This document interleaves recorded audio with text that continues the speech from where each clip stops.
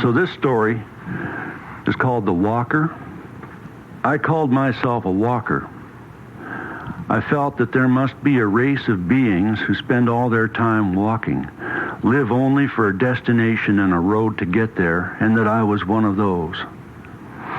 It was 1970 or 71, and I had already quit school, already filled many volumes with poetry, was already writing songs, had embarked upon this road less traveled that has ever since been my life.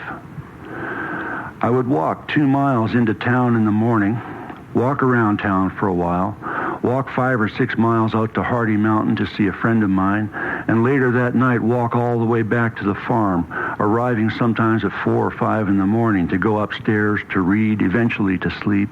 I would walk up to 20 or even more miles a day, and all the time I'd be thinking about a song or a poem, usually a song, that I could sing to the rhythm of my footsteps. I saw all the seasons out on those roads twice over, and of them all I loved the fall the best. Those country roads were full of the solitude that I craved, and out there by myself was the only place where I felt comfortable. I peopled those roads with souls, sprites, beings of my own creation, and they walked with me, guarding and protecting that solitude. My muse was Thalia, of rural poetry and comedy. My lover was a gypsy with dark eyes and flowing skirts. My companion and mentor was the old man in the wind. He was wise and ancient as the wind itself. I wrote songs for all of them, but mostly the old man in the wind. Of them all, he seemed to have the most to say. One night, I was laying in bed, my upstairs bed at the grandparents' farm out on Carson Road. I was 16, maybe 17 years old, and I was reading Lord of the Rings for the second time. I always begin with The Hobbit before I proceed with the trilogy. Anyway, it was late at night, and I was in bed reading and snacking on some cheese when a sound caught my attention. It was far away, but very distinct. The sound of someone walking slowly, stepping heel and toe down a long corridor that echoed. I realized that these footsteps had been approaching for some minutes already, but had only now become loud enough to interrupt my reading. I listened as the footsteps grew nearer. You think I'm making this up? I'm not.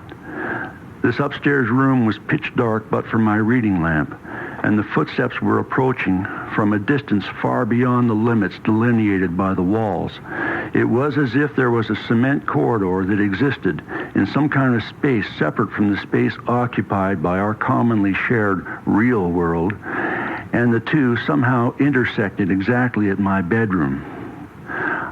I'm saying that these footsteps were approaching me from not only beyond my bedroom, but from somewhere outside the house itself.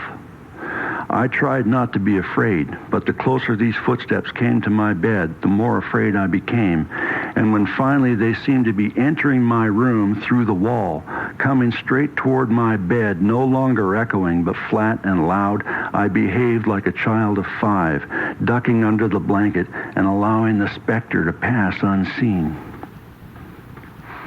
The footsteps receded much faster than they had approached, and within just a few seconds all was silent. But to this day, 35 years later, I can easily recall the sound of footsteps passing through my room. I wonder even tonight if there was a flash of light. Was there anything at all to see? I don't know. I hid under the blanket with my eyes shut, the great seeker of truth, unable to face it when it approached unbidden.